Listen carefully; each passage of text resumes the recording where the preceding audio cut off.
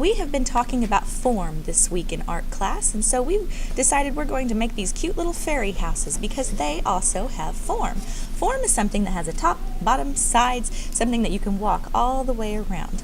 That's actual form. Now you can also draw form if you use nice values and shadows and highlights. You can give the illusion of form, but today we're talking about actual form like in sculptures. So we're going to go ahead and make a little fairy house. I'm going to show you how to do that today. You start with, you need a tissue paper roll, some scrap paper. We're using oil pastels, and I also have something that I need to trace as a circle. So I'm going to start with the construction paper. This is a quarter size piece. Like if I had the full sheet, this is a fourth of it, and I have actually already started my design on this side right here. Now I'm using the oil pastels because they show up nice and bright on the construction paper. Now one thing that's really cool that I want to show you about oil pastels is that they can blend into each other really well. Now I'm going to go ahead and color this door green a little bit on the bottom, but watch how I can blend the yellow right into that. It's kind of fun.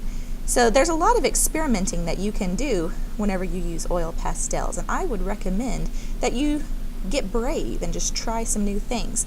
Also, since we're making a fairy house, it's always fun to come up with interesting shapes for the doors and windows. You never know what those fairies might come up with, so be a little creative today. Don't just make a boring old regular house. Try to come up with something interesting and unique.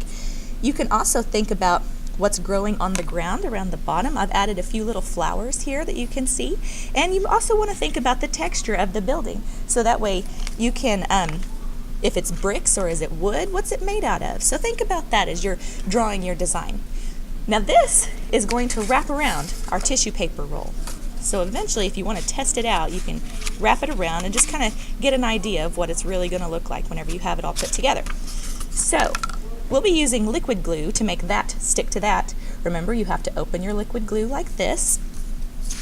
And you'll actually need quite a bit of glue on the back of this to get it to stay. So I like to make a border around the edges and a nice little zigzag across the middle. Then you can take your tissue paper roll, hold it with one side, and just kind of roll it right around like this. You want to make sure that it's touching the roll, that it's not, out like this, because that's not going to stick as well. And if I put it on there and just let it go, it's going to immediately pop right open. So what you have to do is hold it in place for just a little bit. I usually will kind of push on it up and down, maybe count to 30, holding it in place. That could help too. But you want to make sure that it holds down all the way. And it's not immediate. You have to hold it for just a second to get it to stay.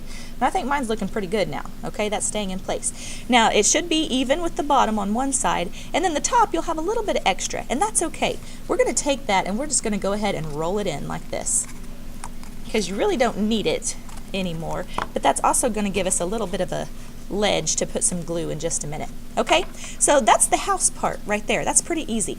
Now, the next thing that we're going to add is the fun little cone-shaped roof, and that's actually easier to do than you might think. I have a little piece of scrap paper here that I'm going to be using. This is from a scrapbooking project that we had earlier, so we're just recycling. And you can use anything to trace around, but I just happen to have these tubes that were a pretty good size, and I'm going to just use my pencil to trace right around the tube and get a circle. And I realize that's a little bit hard for you to see, so I'm going to go ahead and cut it out real quick.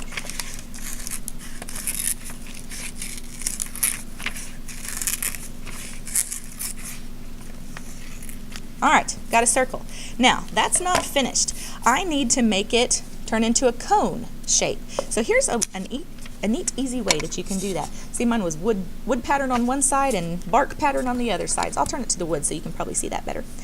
I'm put a big dot right in the middle. Then I'm going to draw a line straight from that dot to the edge of the circle. And I'm going to cut that line right there. Okay, this kind of looks like Pac-Man now. You see that? Okay, whenever you do that, now you can put one side on top of the other, just like this, and voila, you have a cone-shaped roof. Now we're going to use just a little bit of tape to hold that in place.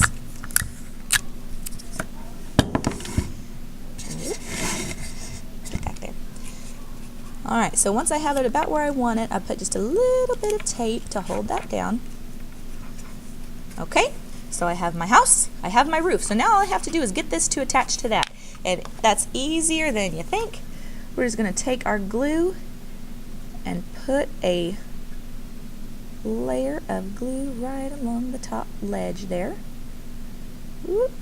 Be careful that it doesn't drip down the side. I got a little messy with mine.